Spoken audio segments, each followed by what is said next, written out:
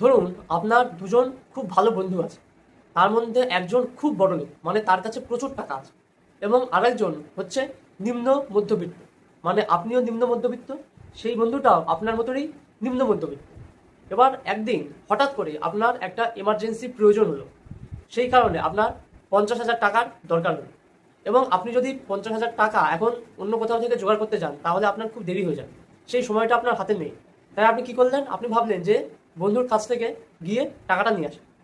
তো আপনি যদি টাকা চাইতে চান সবার আগে কার কাছে যাবেন? যার কাছে প্রচুর টাকা আছে, খুব স্বাভাবিকভাবে আপনি তার কাছে যাবেন।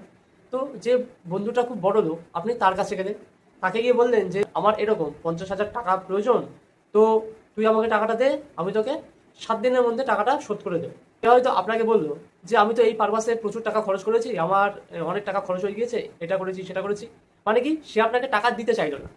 তো আপনি তার কাছ থেকে ফিরে আসলেন, ফিরে এসে আপনার যে নিম্ন মধ্যবিত্ত বন্ধু আছে তার কাছে গেলেন, তাকে বললেন ভাই আমার এরকম 50,000 টাকা দরকার, তুই কি দিতে পারবি?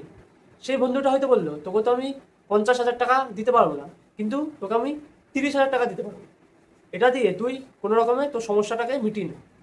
তো বিষয়টা কি, আমি কি বলতে চাইলাম, আমি এইটাই বলতে চাইলাম যে বিপদের সময় আপনি যাকে ভরসা করবেন সে যে সবসময় আপনার সেই ভরসার দাম দেবে এমনটা কিন্তু নয়। সবটাই নির্ভর করছে বিশ্বাসের ওপর, সবটাই নির্ভর করছে মানসিকতার উপর।